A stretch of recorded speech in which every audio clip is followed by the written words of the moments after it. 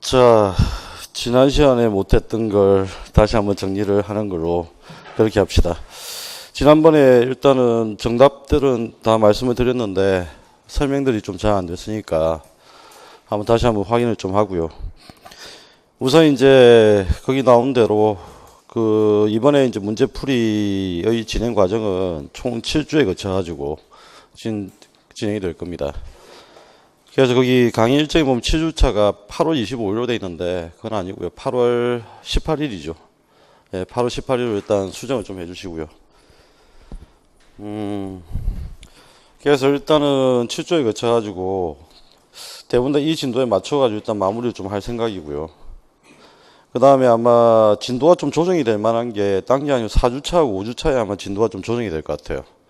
아마 이익 집단을 좀 위로 올려가지고 댕겨 정리를 하고 그 다음에 정당하고 선거제도를 좀 집중적으로 보고 그 다음에 정부 형태와 통치구조 중간에 이제 진도에 따라 좀 변경이 될 가능성이 있는데 아마 대체적으로 아마 이 표 진도대로 나갈 테니까 확인을 좀 하시고 정리를 하시기 바랍니다.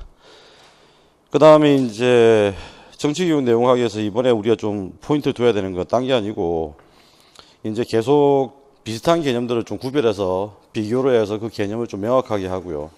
그 다음에 일반화를 좀 명쾌하게 정리를 해서 머릿속 정리를 좀 하는 걸로 하고 그 다음에 이제 답안지를 쓸 때 어떻게 써야 되는지 그 내용들을 좀 정리를 좀 하고요. 그 다음에 이제 단답형과 관련되는 부분들은 대부분 다 보면 주요 개념들이니까 그 개념들이 어떤 맥락에 쓰이는지 그 쓰임새를 가지고 일단 접근을 하셔야 됩니다. 그래서 우리가 이제 어떤 개념을 숙달한다고 했을 때 일단은 포인트를 한 2가지 정도는 둬야 돼요. 일단은 개념의 의미를 만들어내고 암기를 할 때 그리고 분석적이고 이미지화 시켜서 좀 정리하는 방식으로 정리를 좀 해두고 그 다음에 두 번째는 뭐냐면 그 개념이 어떤 맥락에서 쓰이는지 그 맥락적인 상황들을 좀 고려하면서 그 내용들을 정리를 하셔야 시험에 좀 대비를 하실 수가 있습니다. 그래서 중간중간에 그런 것들을 곁들여서 말씀을 드릴 테니까 잘 기억을 좀 해두셨다가 시험장에 좀 정확하게 활용할 수 있도록 그렇게 하시기 바랍니다. 자, 우선 이제 첫 번째 해야 될 내용이 정치의 개념과 본질인데 일단은 여기에서 일단 시험 문제 나올 만한 것들은 아주 적은 확률이지만 굳이 나온다고 한다면 일단은 이상주의와 현실주의를 잘 비교하는 거. 그래서 디베르지가 이야기했던 정치의 양면성이 있잖아요. 그걸 좀 잘 이해하는 게 일단 이 파트에서 가장 중요합니다. 그래서 그 정치의 본질과 관련된 이야기가 3페이지부터 전개가 되는데 그 3페이지 내용들을 조금 주의를 좀 하시면 되겠고 그 다음에 이제 정치 개념과 관계돼서는 정치를 현상으로 이제 접근하는 방식이 있는데 그 현상으로 접근하는 방식이 2페이지에 있습니다. 그죠? 2페이지. 2페이지에 보면 그 중반에 보면 정치 현상으로 분석한 정치라고 해서 국가 현상설, 권력 현상설, 그 다음에 집단 현상설. 요 3가지 내용이 나와 있는데 제일 핵심적인 건 당연히 집단 현상설이에요. 이게 이제 바로 주류 정치학 입장이고 여러분들이 공부하는 대부분의 책이 이 집단 현상설에 따라 책 내용이 거의 서술되어 있다고 보시면 돼요. 그래서 이 집단 현상설이라고 하는 것들이 어떤 것과 연결되는지 어떤 내용들과 연결되는지를 잘 파악을 하시면 뭐 그것으로 일단 충분할 거라고 보여집니다. 자, 우선 1페이지에 다시 돌아가셔가지고 일단 정치라고 하는 건 이겁니다. 그죠? 사람들이 공동체 생활을 시작을 했고 공동체 생활을 시작을 하다 보니까 이해관계를 둘러싸고 갈등이 생겼고 그러면 이제 정치 공동체가 유지 발전되려면 갈등을 해결해야 되잖아요. 그래서 이 갈등을 해결하는 게 바로 뭐냐? 정치죠. 정치. 그래서 이 정치라고 하는 것은 결국 희소한 가치를 어떻게 배분할 것이냐 문제. 그래서 희소한 가치를 어떻게 배분할 것이냐. 이게 바로 이제 정치가 가지고 있는 가장 중요한 의미입니다. 자, 일단 이걸 좀 기억을 하시고요. 그 다음에 이제 두 번째는 뭐냐면, 그래서 정치는 일단 불가피하다라고 하는 거. 그래서 정치 공동체에서 불가피한 현상이고, 그 다음에 이제 두 번째 본래적 의미의 정치라고 하는 건, 이건 이제 기본적 공적 관심사라고 하는 이야기입니다. 이 공적 관심사라는 이야기는 사적인 게 아니란 이야기죠. 그죠? 공적 관심사라는 이야기는 정치는 원래 사적인 것과는 거리가 먼 이야기입니다. 예를 들면 이런 거죠. 사적 관심사는 이런 거예요. 사적 관심사는 갑이라고 하는 사람에게 무엇을 줄 것이냐. 갑이라는 사람이 무엇을 할 수 있느냐 이런 걸 결정해 주는 건 이거는 개인적인 사적인 부분의 정치죠. 그런데 서울시, 서울특별시의 주민들 전체를 위해서 도로를 어떻게 놓을 것이냐. 아시겠나요? 쓰레기장을 어디에 설치할 것이냐. 그 다음에 공원 조성은 어떻게 할 것이냐. 이런 문제는 뭐예요? 공적 관심사잖아요. 원래 정치라고 하는 것은 다수와 관련되어 있는 이걸 이제 공적 관심사라고 하는 겁니다. 다수와 관련되어 있는 부분에 분배를 어떻게 결정할 것인지 이게 이제 기본적으로 정치에서 중요한 의미였는데 그런데 그게 4분이 핵심입니다. 그죠? 4분이 핵심이었는데 바로 지금 이제 공적인 관심사로 시작됐던 건데 지금 현재는 어쨌든 현실주의 정치가 주류가 됐습니다. 그래서 이 현실주의 정치라고 하는 게 딴 게 아니고 라즈웰이 이야기했던 누가 무엇을 어떻게 얻느냐라고 하는 문제. 그래서 결국은 정치라고 하는 것은 누군가에게 배분을 하고 나면 누군가는 배분받을 수 없는 상황. 이런 것들이 만들어지는 게 현실주의 정치에서의 가장 기본이죠. 예를 들면 우리가 이런 거잖아요. 항공기 전투기를 사기 위해서 국방 예산에 투입을 하게 되면 당연히 어떻게 복지 예산은 줄어드는 거. 이럴 수밖에 없는 게 지금 현재의 상황인 겁니다. 그죠? 그래서 기본적으로 이제 현실주의 정치학이 주류화가 되었고, 그래서 이제 정치의 의미를 규정할 때 현실주의 입장에서 정치의 의미를 정의를 내리게 됩니다. 현실주의 입장의 정치의 의미라고 하는 것은 결국 이스턴의 의미죠. 희소한 가치의 권위적 배분. 아시겠나요? 희소한 가치를 권위적으로 배분하는 것이다. 이때 말하는 권위적인 배분에서 권위라고 하는 것은 누굴 말하는 거예요? 그 1페이지 맨 밑에서 두 번째 줄. 이스턴에 따르게 되면 정치는 희소한 가치의 권위적 배분입니다. 됐나요? 그러면 이때 말하는 이제 이 권위는 누가 가지는 거예요? 예, 기본적으로 국가 권력을 이야기하는 겁니다. 그죠? 국가 권력. 그래서 이 국가 권력을 이야기하는 것이고, 이 국가 권력에 의해서 어쨌든 분배라고 하는 것들이 결정되고 이루어진다. 자, 그렇다면 이제 이 정치 권력을 행사하는 주체가 기본적으로 정치 엘리트라고 하는 사실을 우리는 알 수가 있습니다. 아시겠나요? 그러면 이제 정치 엘리트는 분배를 결정하는 데 있어가지고 사람들이 정치 엘리트에 대해서 권위를 가지고 인정해 주느냐, 인정해 주지 않느냐. 이게 이제 중요한 문제가 되는 거지. 만약에 정치 엘리트 결정에 대한 그 권위를 인정하지 않는다면 이 분배 결정은 폭력이 되는 것이고, 만약에 권위를 인정받는다면 이건 어떻게 되는 거지? 국민들이 동의한 권력이 되는 거니까 이건 정당한 권력으로서 인정을 받게 됩니다. 그래서 폭력이냐 아니면 정당한 권력이냐 이런 식으로 이제 나눌 수 있는 관계가 된다는 이야기입니다. 자, 그러면 이제 정치라고 하는 것은 희소한 가치를 권위적으로 배분하는 행위다. 그러면 희소한 가치를 권위적으로 배분하려면 뭐가 필요하죠? 희소한 가치를 배분하는 제도가 필요하죠. 그 제도가 바로 뭐예요? 정치 제도죠. 정치 제도. 자, 그래서 희소한 가치를 배분하는 행위들을 관행적으로, 그 다음에 제도적으로 만들어 놓은 것들이 바로 정치 제도이다. 라고 하는 거. 이걸 한 가지 좀 이해를 하시고. 자, 그 다음에 이제 두 번째. 행위 주체로 본 정치입니다. 그죠? 행위 주체로 보게 되면, 일단 기본적으로 우리가 국민 주권이기 때문에 다수에게 일단은 주권이 있다고 이야기를 합니다. 그런데 그거는 이제 다수에 의한 정치라고 하는 국민 주권의 개념이고, 실질적으로 이제 나타나는 이제 정치라고 하는 건 통치권에 의한 정치가 일단 가장 오래된 거죠. 그럼 이 통치권을 누가 가지느냐? 국민들이 가지지는 않잖아요. 통치 권한은 바로 통치기구, 국가, 아니면 군주, 아니면 소수의 정치 엘리트, 이런 사람들이 이제 통치권을 오랫동안 행사를 해왔다는 겁니다. 지금도 마찬가지고요. 그 다음에 이제 세 번째, 현대사회가 되면서부터는 바로 개인 및 집단의 정치라고 하는 데 강조되는데, 특히 이제 개인보다는 사실은 집단 중심의 정치라고 하는 거, 이 개념이 나오게 된 게 바로 미국 때문이죠. 그래서 미국은 기본적으로 정치의 주체를 뭐로 본다고요? 집단으로 본다는 겁니다. 집단.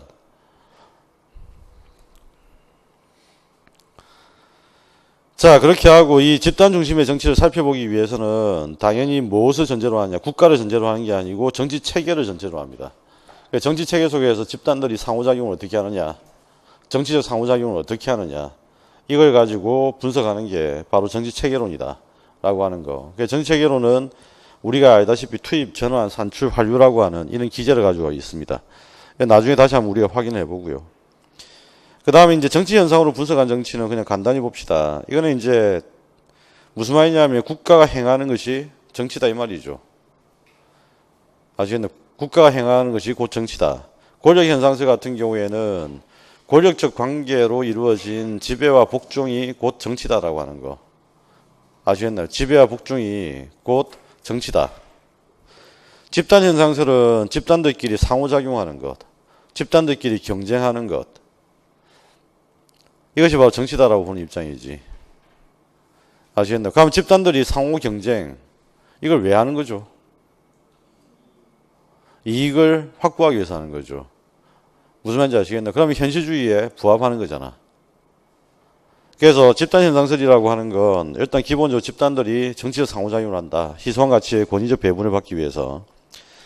자, 그러면 이제 한 가지씩 한번 의문을 한번 던져봅시다. 국가의 활동이 곧 정치라고 한다면 지금 현재 국가가 행하는 것 말고는 나머지는 정치가 아니다 이래야 되는 거잖아. 그럼 예를 들면 어떤 사람이 피켓 들고 청와대 앞에 서 있으면 자신의 정치적인 주장을 하면 그 정치입니까? 정치가 아닙니까? 정치잖아요. 그냥 국가현상설을 만약에 가지고 했을 때는 지금 현재 다른 어떤 정치 주체의 정치적 행위를 설명할 수 없을 뿐만 아니라 또 한 가지는 무슨 문제가 생기냐면 제일 큰 문제는 행정하고 정치의 구별이 어렵다라고 하는 거예요. 행정과 정치의 구별이 어렵다. 행정과 정치의 구별이 어려워진다. 그래서 행정이라고 하는 것은 집행 쪽에 좀 더 초점을 두고 있는 거고 정치라고 하는 것은 의사결정에 좀 더 초점을 두고 있는 거잖아요. 그래서 기본적으로 이걸 설명하기 어렵다라고 하는 거. 그래서 기본적으로 국가현상설을 하게 되면 정치의 다양한 정치활동, 역동적인 정치활동을 설명하는데 한계가 있다라고 하는 거. 그 다음에 국가와 행정과 정치를 구별하는데 한계가 있다라고 하는 거. 이걸 좀 잘 이해를 하시고요. 그 다음에 이제 권력현상설이라고 하는 것은 지배와 복종의 관계를 본다는 이야기입니다. 근데 지배와 복종의 관계를 보는데 문제는 이제 권력현상설이 가지고 있는 한계라고 하는 건 지배와 복종의 관계는 정치 권력에서만 발생하는 게 아니죠. 경제적 권력 관계도 있고 그 다음에 사회적 권력 관계도 있고 다양한 영역에서 모든 영역에서 권력 관계는 존재한다. 그럼 도대체 정치라고 하는 것의 독자성은 어디 있느냐? 그러니까 독자적인 정치 개념을 설명할 수가 없다라고 하는 거. 이게 첫 번째고 그 다음에 두 번째 문제는 뭐냐면 민주주의로 되어 있는 상태에서는 지배와 복종의 관계는 공식적으로 없는 거죠. 실질적으로는 존재를 해도 공식적으로는 민주주의 사회에서 지배와 복종의 관계는 없습니다. 그죠? 자, 그래서 인간을 복종시키는 게 기본적으로는 단순하게 지배와 복종, 권력 관계만 있는 건 아니고 그래서 이거는 뭐 신앙에 의한 복종도 있을 수 있고 그 다음에 너무 사랑해서 복종할 수도 있고요. 그죠? 그러니까 복종의 이유는 너무 다양하다. 그래서 단순하게 정치 권력만 가지고 설명할 수는 없다. 뭐 이런 게 될 겁니다. 그 다음에 이제 제일 중요한 건 당연히 집단현상설입니다. 그죠? 집단현상설. 집단현상설은 미국의 정치, 바로 이익 집단 중심의 정치라고 하는, 이익 집단 중심의 정치라고 하는 미국의 정치. 그러니까 전통적인 어떤 우리가 정치의 문제는 개인과 국가의 문제였잖아. 개인과 국가를 어떻게 볼 것이냐. 이게 문제였는데, 그런데 미국 사회에서는 개인과 국가의 대립 관계가 아니고요. 집단 대 국가의 대립 관계.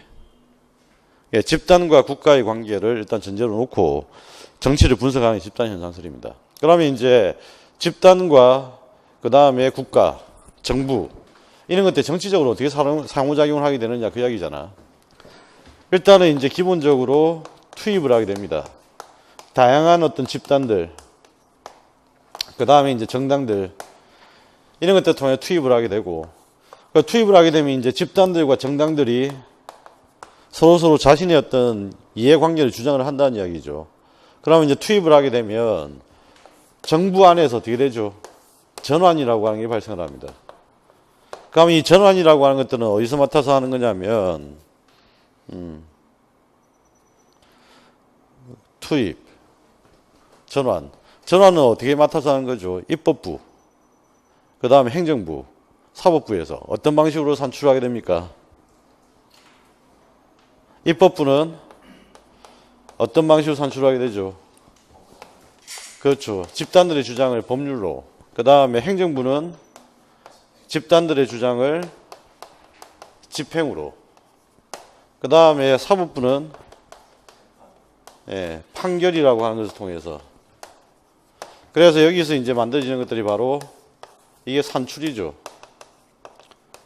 그럼 이와 같은 산출에 대해서 이제 사람들은 어떻게 되죠? 평가를 하게 됩니다. 이 평가를 하는 것 자체가 바로 뭡니까? 이게 환류죠. 그러니까 이런 것들 전부 다 뭐냐면 정치적 행위가 주고받는 거예요. 정치적 행위를 주고받는 거. 지금 우리나라도 마찬가지로 어떻게 됩니까? 자유한국당하고 그 다음에 청와대하고 민주당하고 국민의당하고 계속 상호작용을 하잖아요. 그래서 뭐 추미애 대표가 뭐 한마디 하면 저쪽에서 한마디 하고 그 다음에 자신들의 주장을 관철하기 위해서 이런 것들이 이제 전부 다 발생을 하는 거잖아. 그러면 이제 정당들이 뭐라고 이야기를 합니까? 투입을 할 때. 이번에 지금 현재 노동부 장관하고 지금 현재 노동부 장관의 경우에는 임명을 할 수 없다. 임명 처리를 해야 된다. 임명 처리를 해야 된다. 주장을 하게 되면 이쪽으로 올 거 아니야. 그럼 어디선가 의논을 하겠죠. 입법부에서 하는 게 바로 뭐예요? 청문회잖아요. 그죠? 청문회. 청문회를 하고 청문회에서 결과가 어떻게 나타나냐. 산출이라는 하는 게 이루어지는데 임명을 처리할 것을 요구하는 거. 그러면 이제 사람들이 국민들이 어떻게 평가를 하겠지. 환류를. 이해가 되셨나요? 이렇게 하는 것들이 바로 이겁니다. 그래서 청와대에서 뭐 임명 처리할 수도 있고 임명을 계속 강행할 수도 있고 네, 이런 과정들을 계속 거친다라고 하는 거. 이거 좀 기억을 하시고 그래서 집단현상설이라고 한 건 집단 간의 상호작용을 봅니다. 근데 여기서 이제 한 가지 재미난 거는 뭐냐면 이들의 관계는 기본적으로 투입과 전환의 관계를 한번 잘 보세요. 이들의 관계는 서로 지배와 복종의 관계입니까? 아니면 정치적 상호작용을 주고받는 관계입니까? 정치적 상호작용을 주고받는 대등한 관계죠. 다만 각자의 역할이 따로 있다는 이야기지. 이쪽은 투입이고 이쪽은 뭐예요? 전환과 산출을 하는 역할이고. 그래서 국가를 바라볼 때 집단 중에 특별한 기능을 수행하는 집단 중에 하나. 이게 집단 현상설이 바라보는 국가입니다. 그죠? 아시겠나요? 특별한 기능을 수행하는 집단 중에 하나.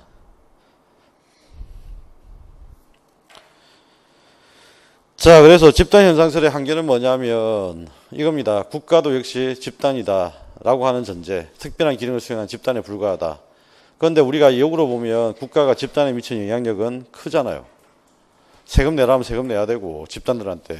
그 대표적인 집단 중에 하나가 뭡니까? 기업. 기업에 세금 내라고 하면 세금 내야 되고 그 다음에 지금 현재 감사 나가겠다면 감사 받아야 되고 이런 것들이 이제 기본적으로 집단 현상설이 가지고 있는 한계점입니다. 그래서 국가가 집단에 미치는 영향력 이런 것들 무시하고 있다. 나중에 다시 한번 우리가 확인해야 되니까 그건 당연히 나중에 다시 한번 확인해 보고요. 문제 1번 한번 봅시다. 정치는 오직 국가만이 가지는 특유한 현상이 아니라 권력관계가 존재하는 모든 집단에 나타나는 현상이다. 즉 여러 집단에서 발생하는 갈등을 해결하기 위해 사회적 희소가치를 권위적으로 배분하는 활동이 바로 정치입니다. 그런데 여기서 이제 계속 반복해서 나오는 키워드가 하나씩 보입니다. 뭐가 보이죠? 뭐가 자꾸 보여야 돼요? 집단이 보여야 되죠. 국가만이 가지는 고유한 특유한 현상이 아니라 권력관계가 존재하는 모든 집단. 그 다음에 여러 집단에서 발생하는 갈등을 해결하기 위해 사회적 희소가치를 권위적으로 배분하는 활동. 그 다음 기업 내부의 갈등 조정을 위한 노사협의회, 학생들의 학생회 활동. 이 전부 다 뭐죠? 집단이잖아요. 이런 것도 역시 모두 정치라고 할 수가 있다. 국가도 다른 일반 집단과 다를 바가 없다. 그래서 결국은 정치의 주체를 무엇으로 본다는 이야기입니까? 정치의 주체를 제시문은 집단으로 본다는 이야기고 그 다음에 국가와 관련해서 어떤 점을 강조했죠?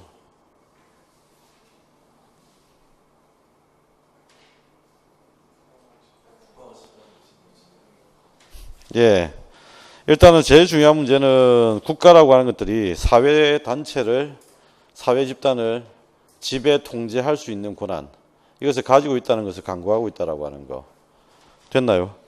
그래서 일단은 국가는 단순한 집단이 아니고 여러 집단들을 지배 통제할 수 있는 힘을 가진 집단이다 라는 점을 무시하고 있다. 됐습니까? 그래서 이거는 반드시 기억을 해야 됩니다. 그죠? 모든 집단을 통제, 지배할 수 있는 특수한 존재이다라고 하는 거.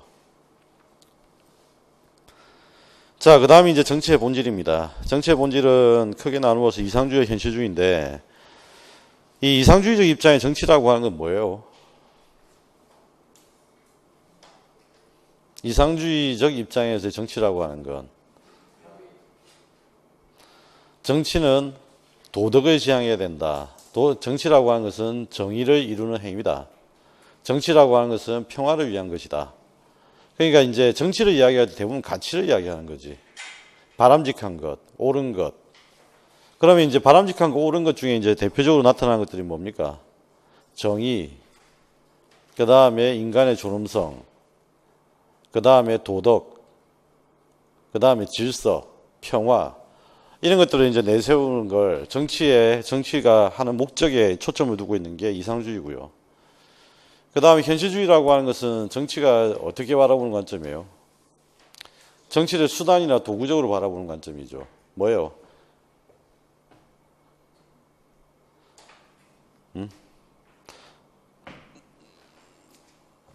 어떤 도구나 수단을 보는 거지. 정치라고 하는 것은.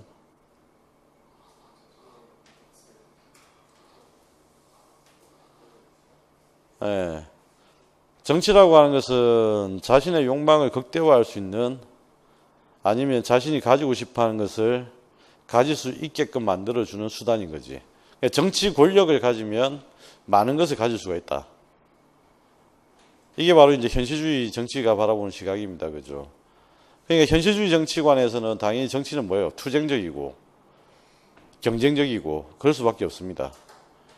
그런데 이상주의에서 강조하는 정치라고 하는 것은 서로 협력적이고, 그죠? 그 다음에 공화적이고, 이런 것들 강조하는 것도 이상주의가 될 수밖에 없다. 자, 그래서 이상주의라고 하는 것은 이상사회 건설을 위한 행위, 이게 바로 이제 정치로 바라보는 관점이고, 거기 현실주의에서는 뭐라고 되어 있냐면, 현실주의적 권력투쟁으로 정치를 강조한다. 그 이야기지. 그러니까, 결과적으로 정치라고 하는 것은 권력투쟁의 성격을 가지는 게 정치다. 그 다음에 이제 현실주의라고 하는 현실주의가 가지고 있는 특징은 뭐냐면 정치는 결국 뭐냐? 배분을 위한 방식에 불과합니다. 아시겠나요? 나누어 주는 거. 누가 가지는 거. 이게 이제 결국 현실주의가 가지고 있는 특징이 될 수밖에 없다. 정치의 양면성이라고 하는 것들은 현실주의하고 이상주의 양면성을 가진다라고 하는 거. 이건 그대로 한번 보시면 되겠고. 정치의 본질에 대한 인식의 전개는 이건 나중에 차차 정치 사상 가면 다시 한번 우리가 확인하게 됩니다. 그런데 일단은 이제 정치의 본질에 대한 인식의 전개는 이렇게 되는 거죠. 정치는 처음에 모두를 위한 정치 공동체를 어떻게 만들 것이냐, 공동체 건설을 어떻게 할 것이냐, 이거를 봤단 말이에요. 그러니까 이제 기본적으로 목적이나 이상을 실현하기 위한 것으로 정치를 봤던 거죠. 그런데 문제는 이제 점차 어떻게 된 거죠? 정치 공동체를 건설한 거, 모두를 위한.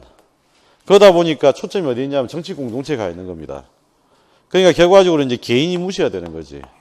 그래서 결국은 이제 어떤 이제 상태로 바뀌냐면 개인을 중시하는 관점. 이 관점은 이제 정치관이 바뀌는 거죠. 그러면 개인을 중시한다는 말은 개인을 우대한다는 이야기 아니지. 무슨 말이야? 너의 꿈과 욕망을 마음껏 펼쳐라. 그 말이지. 그래서 정치 공동체는 너의 꿈과 욕망을 펼칠 수 있는 모든 기회를 허용한다. 이겁니다. 그러니까 기본적으로 이제 이것이 활성화되면서 이게 바로 이제 현실주의적 관점이고.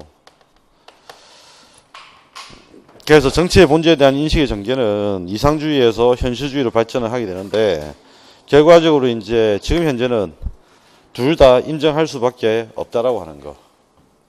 일단 이 측면을 좀 이해를 하시기 바랍니다. 그죠? 정치의 본질에 대한 인식의 전개는 이 흐름만 좀 이해를 하시고. 자, 근대 이전은 당연히 고대 그리스 정치 사상을 생각을 해보셔야 되고요. 그 다음에 이제 근대 이후로 한번 봅시다. 근대 이후에 보면 현실주의적 정치관. 마키아벨리부터 시작됩니다. 정치를 도덕과 분리시켰다. 그 이야기고. 그 다음에 이제 동그라미 5번에 공적 결정이 희소한 자원을 둘러싼 갈등을 해결하는 것으로 변화되었다. 그죠? 공적 결정이 희소한 자원을 둘러싼 갈등을 해결하는 것. 이게 바로 이제 현실주의 정치관의 핵심이고. 그 다음 라스웰의 정치관을 쓴다면 뭐가 들어야죠? 정치를 누가 무엇을 언제 어떻게 얻는가? 아시겠나요? 정치는 누가 무엇을 언제 어떻게 얻는가? 그 다음에 이제 그러면 공적 결정이 이루어지고 나면 그 공적 결정에 대한 복종을 해야 됩니다. 그럼 복종을 하려면 당연히 정당성이 있어야 됩니다. 그 정당성 어디서 오는 거냐? 바로 자발적 동의와 복종에서 온다. 이렇게 이제 설명을 하게 되는 거죠. 자, 그 다음에 이제 3번에 일선의 현실주의 정치관이 나옵니다. 그 정치라고 하는 것은 무엇이냐라고 했을 때 거기 희소한 가치의 권위적인 배분 과정이다. 결국 이제 정치라고 하는 것을 한마디로 이야기하면 결론 내려봅시다. 정치는 결국 뭐죠? 분파이죠, 그냥. 매번 하는 이야기 그냥 분파입니다, 그냥 정치는.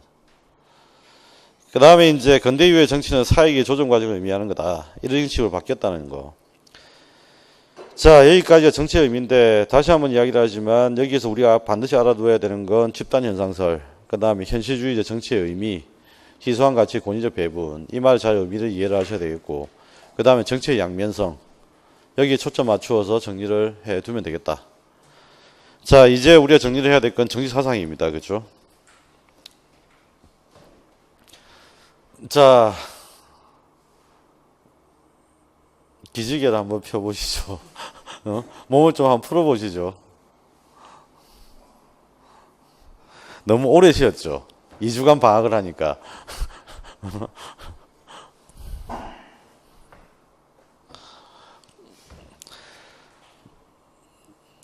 자, 정치사상. 사회계약론이 시험 문제 나올 때는 대부분 나오면 한 2년 연속 내지는 3년 연속 나옵니다. 그래서 잠시 쉬었다가 사회계약론이 작년에 다시 나왔잖아요. 그러니까 일단 사회계약론은 2년, 최소한 올해까지는 사회계약론이 더 중요하다는 거.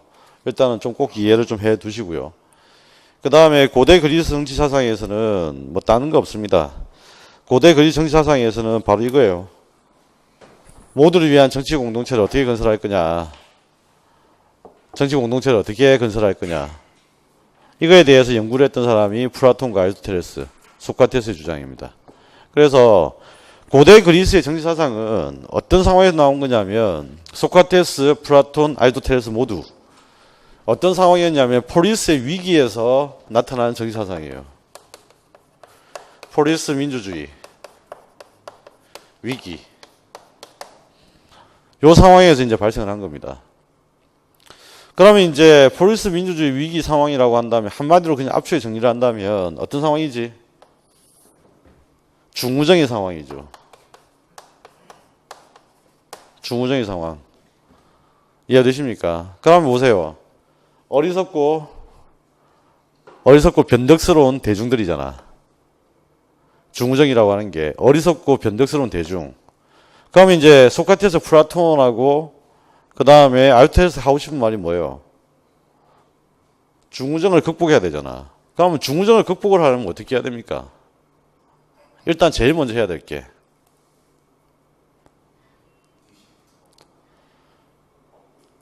그렇지. 어리석고 지금 현재 어리석고 변덕스러운 대중. 이 변덕스러운 대중을 바꿔야 되잖아. 이해되세요? 그러니까 제일 첫 번째 이제 플라톤과 아리스토텔레스들이 주장했던 건, 소크라테스가 주장했던 건 당연히 뭐냐면 시민 덕성이 일단 제일 중요한 거예요. 첫 번째. 그러면 이 시민 덕성을 토대로 해서 그러면 이제 시민 덕성을 이제 갈구면 시민 덕성을 바꾸면 중후정 문제를 어느 정도 해결할 수 있단 말이야. 그런데 문제는 뭐냐면 시민 덕성이 또 나빠지면 어떻게 돼? 시민 덕성이 또 나빠지면 또 중후정이 등장할 거 아니에요. 그러니까 이 체제 가지고는 안 된다는 이야기지. 이해가 되십니까? 이 체제 가지고는 안 된다는 이야기야. 그럼 이 체제를 어떻게 바꿔야 돼? 그럼 이 체제를 어떻게 바꿔야 돼? 그렇지. 혼합정치사상. 그러니까 결과적으로 고대 그리스에서 가장 핵심적으로 제일 중요한 건 뭐냐면 정치사상에 반드시 기억해야 되는 건 두 가지인 거예요. 시민덕성하고 혼합정체. 이해되셨나요? 그 다음에 이 시민덕성과 혼합정체 이거에 대해서는 사람들이 변덕스러움 하면 안 되잖아. 그 다음에 또 한 가지는 변덕스럽고 자기 멋대로 하면 안 되잖아요. 그러니까 반드시 뭘 여기다 추가를 하는 거지?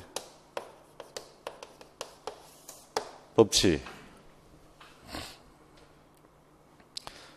그러니까 혼합 정체를 한다는 말은 공화정의 이야기고, 이 공화정에서 빠지지 않는 것은 뭐예요? 자기가 내린 결정에 대해서 지킬 수 있어야 되는 거잖아. 법치죠, 법치. 이게 준법이잖아. 자기가 내린 결정에 대해서 지킬 수 있는 것. 그러니까 고대거리 정치화상의 핵심은 시민덕성, 혼합정체, 법치입니다. 그럼 한번 봅시다. 시민덕성에 대해서 플라톤은 어떻게, 무엇을 강조합니까? 플라톤이 생각했던 시민덕성은 뭐예요?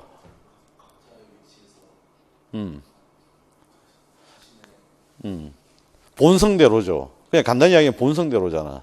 각자의 본성에 따라 역할 수행을 하는 것. 그래서 그 본성에 우리가 이야기했던 게 이성, 그 다음에 용기, 그 다음 욕망. 기억나시죠? 이성이 강한 애들은 어떻게 해야 돼? 정치를 해야 되고, 그 다음에 감성이 풍부한 아이들은 군인이 돼야 되고, 그 다음에 욕망이 풍부한 아이들은 생산에 열중해야 되고. 이해되셨습니까? 아리스토텔레스는 어떻게 해요? 어떤 이야기를 합니까?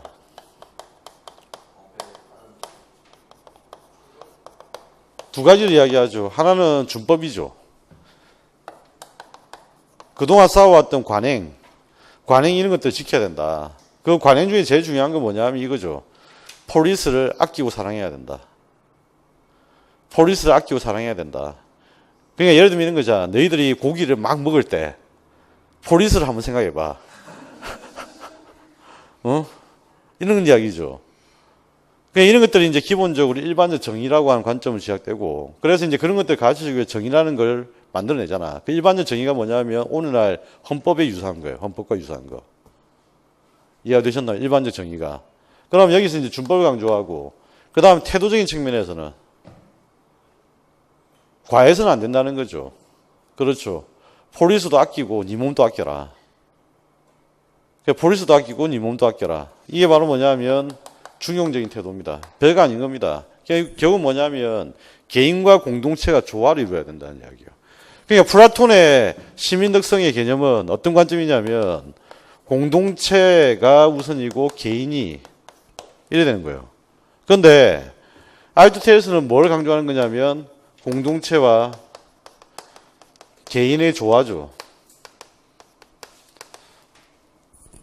그 다음에 개인과 개인들끼리의 조화, 구성원들끼리의 조화.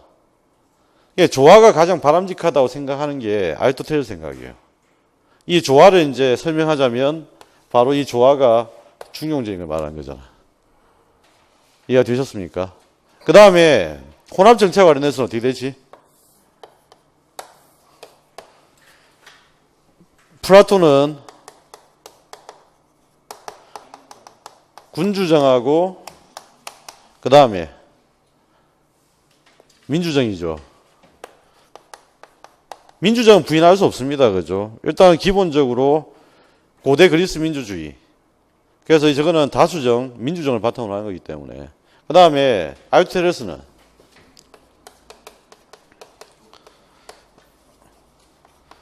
과두정을 이야기하죠. 아리스토텔레스는 과두정, 귀족정, 그 다음에 민주정입니다. 거기 책의 교재에 표현된 거 보면 이게 뭐 법을 전제로 하면 이거고 이거 저거 돼 있는데 그거는 시험 문제 안 나옵니다. 그건 중요한 게 아니고요. 그러니까 이거는 이제 기본적으로 뭘 이야기하고 싶은 거냐면 소수가 지배를 하더라도 바람직한 지배가 뭐냐. 1인이 지배를 하더라도 바람직한 1인의 지배가 무엇이냐. 이걸 나누는 거지. 그러니까 그 당시에는 민주정이나 중우정이나 거의 같은 말을 썼어요. 민주정도 어떤 경우에는 좋은 말이 아니야.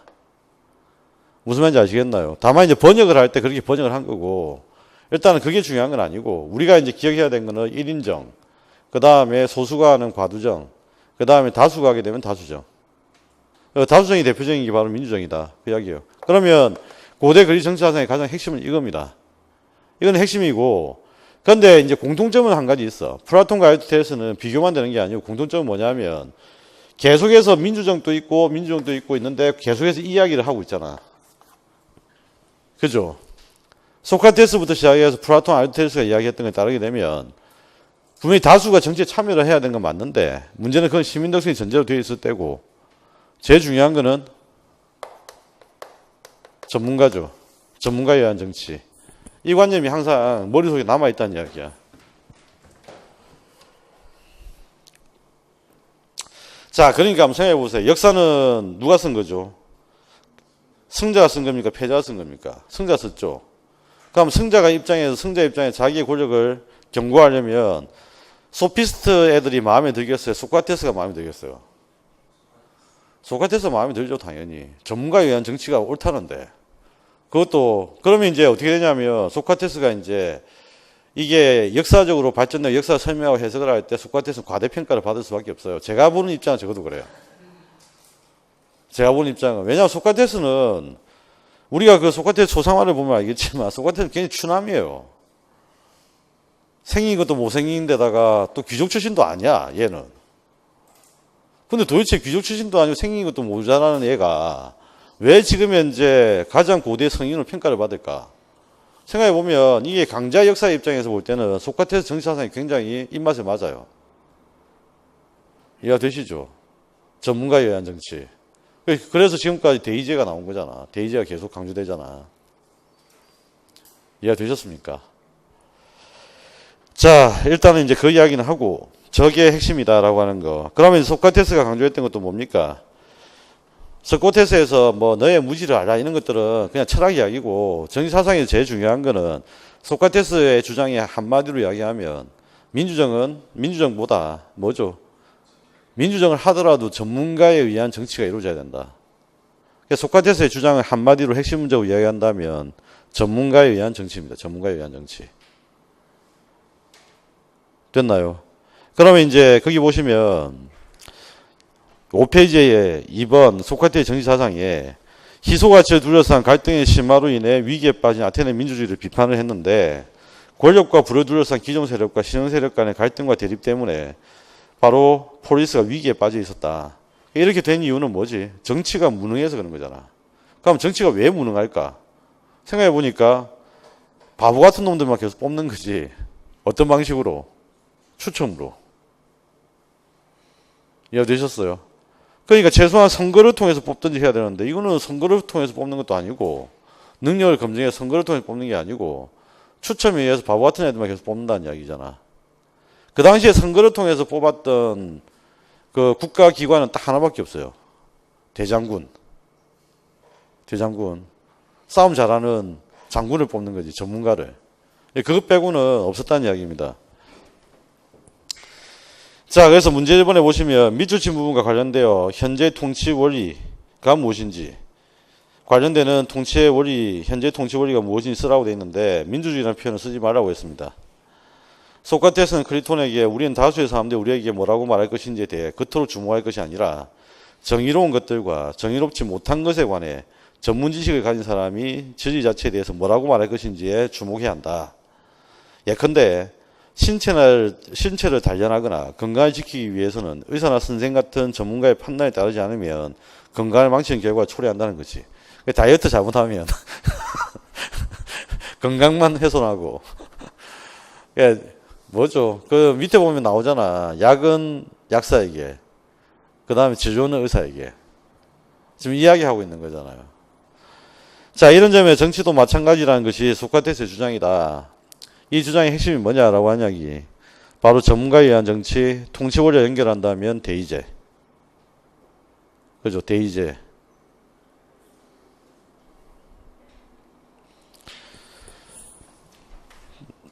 자, 그래서 아테네 민주주의 위기 극복 위한 방안에 지혜로운 정치가라는 표현을 썼지만 사실은 이거는 쉽게 말하면 그냥 전문가에 의한 정치를 이야기하는 겁니다. 대의제.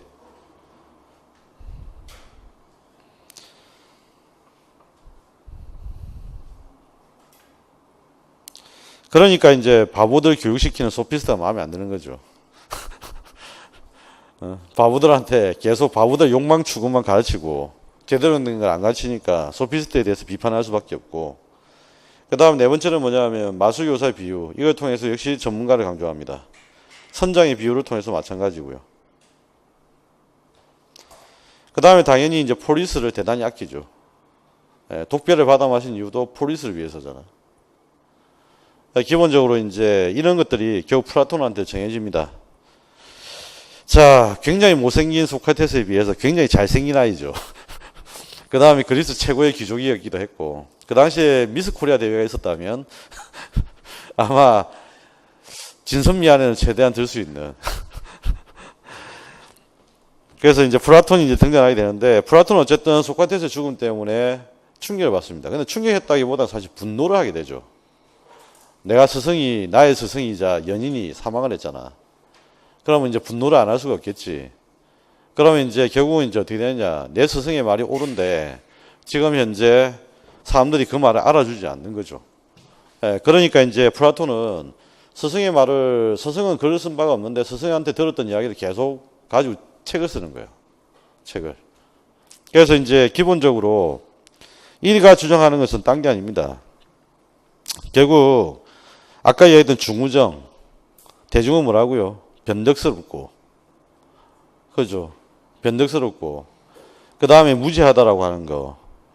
그러면 이제 변덕스럽고 무지해서는 안 된다는 주장을 해야 됩니다. 그죠? 그러니까 당연히 정치는 이성적이어야 한다. 이 말은 결국 누구를 디스한 거냐면 결국 대중들을 디스한 거지. 시민들을 디스한 겁니다.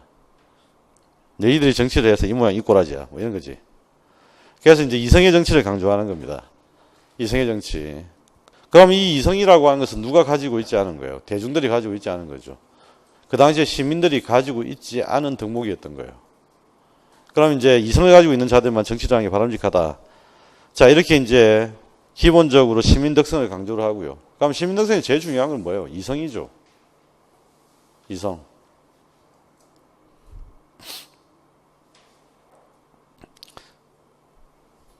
그러니까 이성과 감성과 욕망 세 가지 중에 그렇죠? 세 가지 중에 가장 지금 이제 귀한 것은 뭐죠? 이성이다 이 말이에요. 그 비슷한 게 성경 구절 나오지 않나? 사랑, 소망 뭐 있었는데 그 중에 제일 좋은 것은 사랑이라 뭐 이런 거. 귀한 건 사랑이라 뭐 이런 이야기가 있는데 그거와 똑같은 이야기입니다. 이성. 자, 그래서 정의로운 국가라고 하는 것은 어떤 국가냐라고 하는 건데, 정의로운 국가는 방금 이야기했던 대로 아무나 정치를 해서는 안 된다라고 하는 전문가에 의한 정치. 그걸 한번 생각해 보세요. 그 말은 무슨 말이죠? 각자의 역할이 나눠져 있다는 이야기예요. 전문가가 정치를 해야 된다. 그 말은 각자의 역할이 나눠져 있다. 이 말입니다. 이해가 되셨습니까? 그러면 가장 정의로운 것은, 공동체가 가장 정의로운 것은 각자의 역할과 그 역할에 따른 수행이 잘 이루어지는 상태.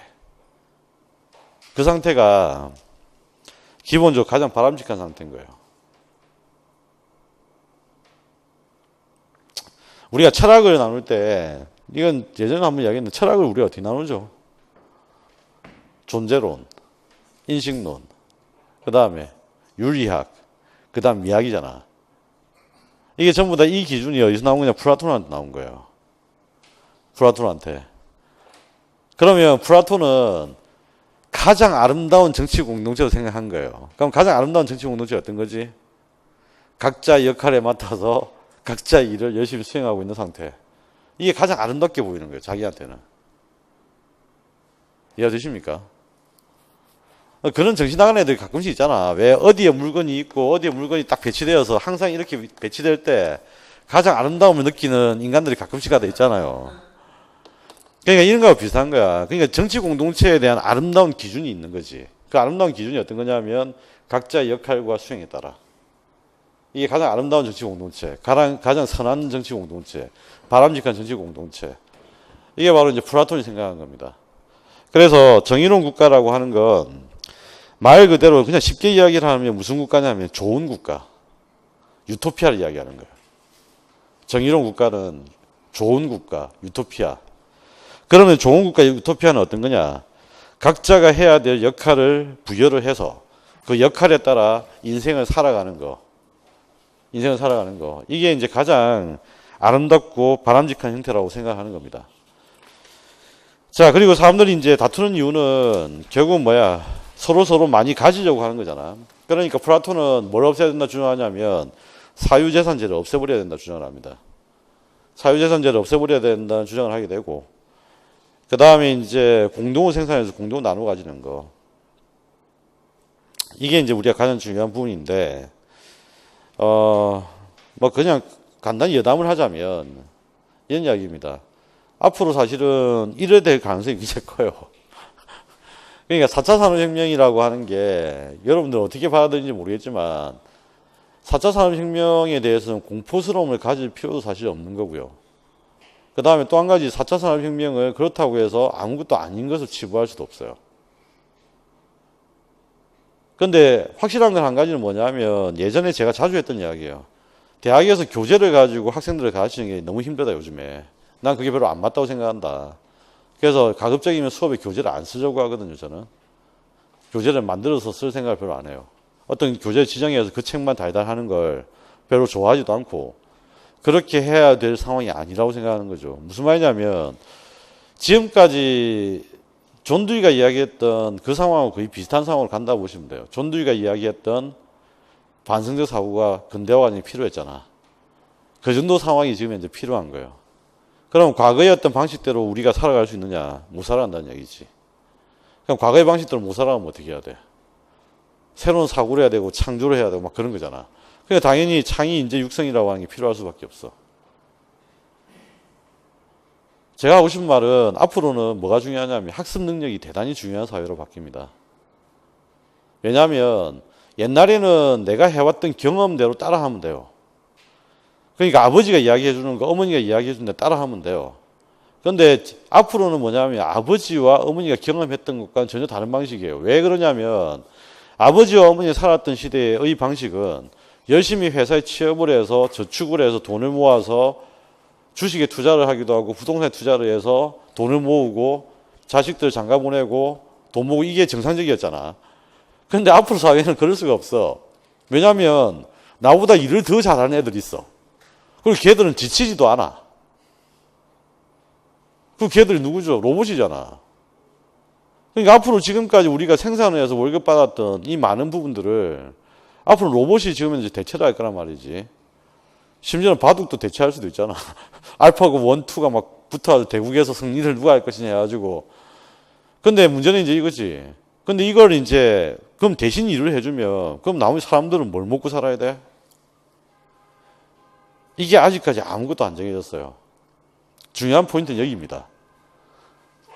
아무것도 안 정해졌다니까.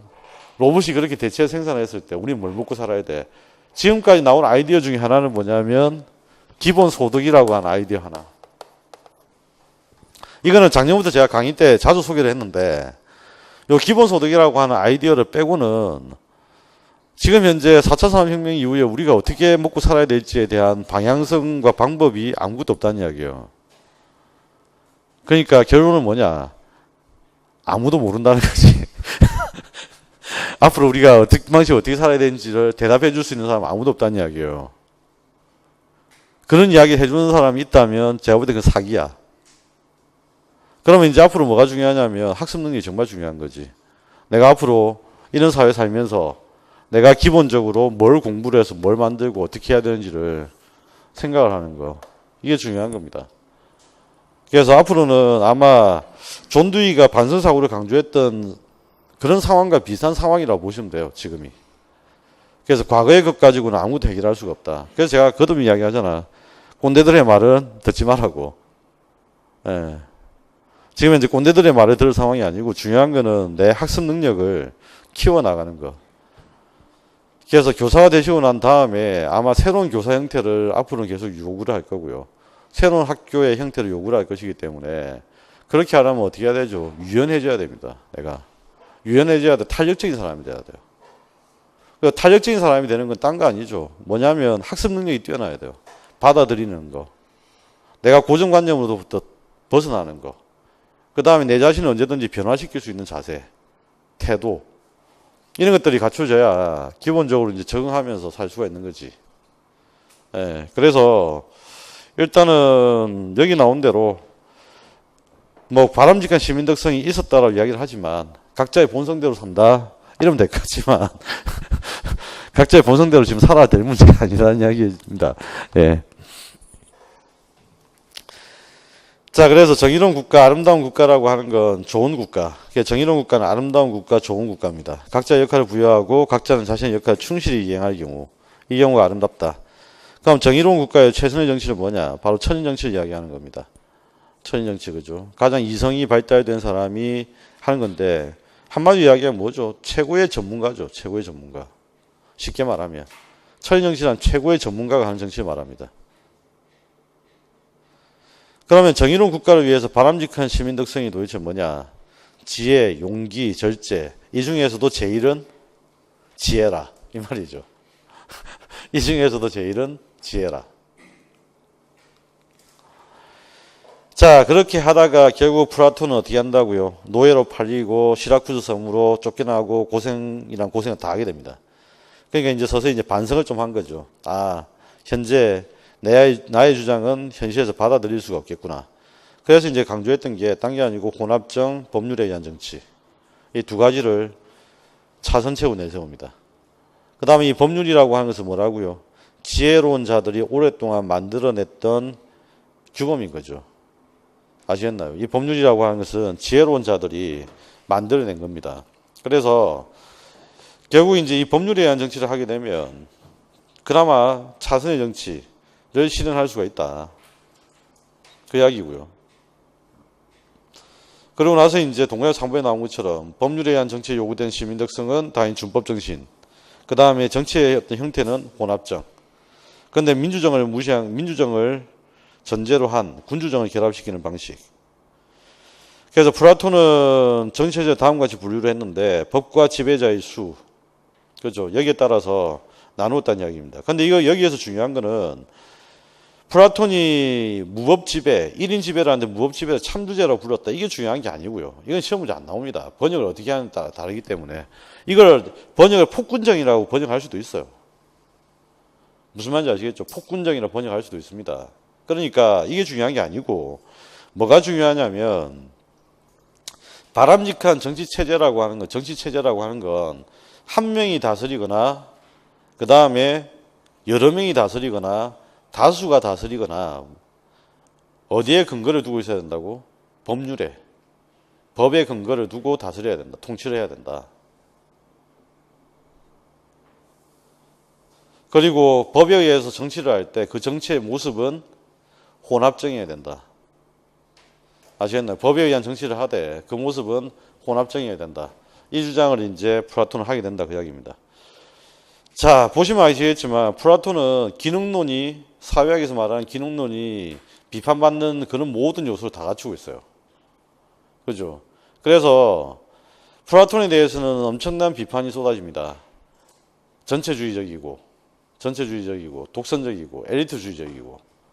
그래서 이런 이제 평가를 받게 되고, 자, 그래서 이런 비판을 받는데 여기에 대해서 억울하다라고 주장하는 사람도 있지만 사실은 뭐 제가 볼 때 억울한 건 아니고 진심은 뭐였죠? 이거였죠. 진심은 이거였지만 방식은 그렇게 썩 바람직한 방식은 아니죠. 예. 이거는 기본적으로 그런 겁니다. 그죠? 예. 그래서 일단은 엘리트주의나 전체주의라는 관점을 가지고 비판을 받고 있다라고 하는 거, 이걸 좀 알아두시고. 자, 그래서 고생이란 고생을 다한 플라톤을 지켜봤던 아리스토텔레스는 하늘을 가르치지 않고요. 어떻게 가르치죠? 땅을 가르칩니다. 땅. 그래서 보다 현실적인 정치 방안을 제시를 합니다. 그래서 그건 나중에 잠시 쉬었다 하기로 하고 일단 여기까지 합시다.